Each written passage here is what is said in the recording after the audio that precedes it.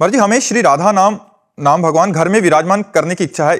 इसके लिए हमें क्या क्या सावधानियां ध्यान रखना है? हम विदेश में रहते हैं महाराज जी, कई बार घर से बाहर दूसरे देशों में जाना पड़ता है, तो कोई क्या कोई विशेष सावधानी नहीं है। जो तुम भोग पाते हो वही भोग लगा दो। जल से यमुना जल या गंगा जल जो पर्याप्त आपको जहां से मिल जाए उससे स्नान करा दो, रुमाल से पोंछ दो, इत्र लगा दो, चंदन लगा दो, भोग लगा दो। बिल्कुल सरल बात। और जहां जाओ एक छोटी सी डलिया रख लो या उसमें रख के नाम सेवा ले जा सकते हो, कहीं भी कर सकते हो, कोई कठिन कार्य थोड़ी। तो कभी भी बाहर जाना पड़ता है बाहर देश में, और वहाँ खाना भी पड़ता है बाहर, क्योंकि घर नहीं रहते हैं। तो घर में जो रहते हैं उनको सेवा दे दो कि आप सेवा करो तब तक के लिए। तो कोई अपराध तो नहीं है, जैसे हम लोग बाहर खाते हैं वहाँ नहीं, घर में सेवा होती रहेगी। हाँ, तो कोई अपराध नहीं, कोई अपराध।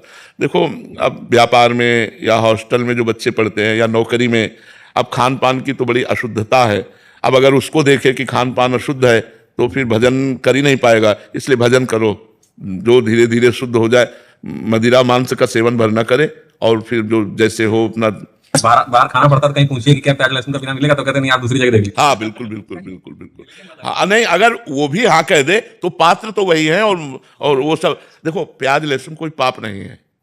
हम आपको बताएं, जैसे मांस है, मदिरा है, इनमें तो निषेध है एकदम।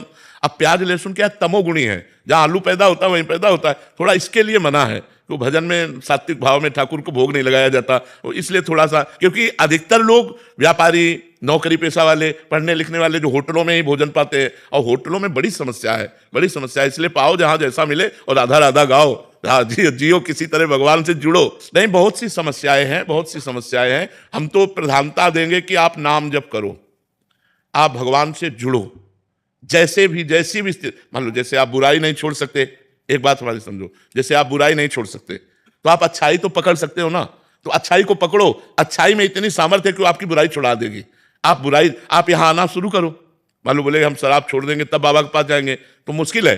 तो इसलिए हम कहते हैं कि कोशिश करो, अगर भोजन शुद्ध मिल जाए कोशिश करे। घर वाला तो पवित्रता से कर सकता है, लेकिन बाहर जो व्यापार नौकरी, इनमें उनकी पवित्रता, तो आप नाम जप कीजिए, जैसे बने वैसे नाम जप कीजिए। हमारा उद्देश्य है जीव भगवान से जुड़े।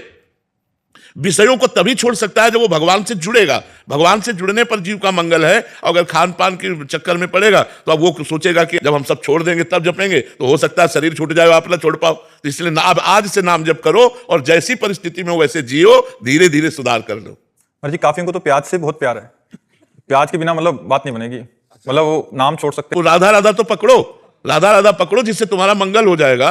मान लो वो नहीं छोड़ सकते तो ये पकड़ तो सकते हो, राधा नाम पकड़ लो, भगवान नाम पकड़ लो, धीरे धीरे सब ठीक हो जाएगा, सब ठीक हो जाएगा। हम कह रहे सब ठीक हो जाएगा। आप राधा राधा जपो, आप भगवान नाम जपो, बड़ी सामर्थ्य है। लेकिन बहुत सी समस्याएं समाज में है, बड़ी समस्याएं हैं। एक तो मान लो जिनको पसंद है, और एक जो छोड़ना भी चाहते हैं वो नहीं छोड़ पाते। आप एक पैकेट चिप्स लीजिए, उसमें भी लहसुन पड़ा मिलेगा। आप कुछ भी लीजिए, खान पान की सामग्री, प्रायः एक दो पैकेट, एक दो चीजों की बात नहीं कहते, बकाया हर चीज में आपको मिलेगा ऐसा। तो जहां जैसी परिस्थिति हो वैसा निर्वाह करो, नाम जप करो, भगवान का नाम जप करो, उसी से मंगल। हम जोर देंगे कि आप शराब छोड़ो, आप मांस छोड़ो जो छोड़ा जा सकता है, आप परिस्त्री गमन छोड़ो, गंदे आचरण, हिंसा छोड़ो।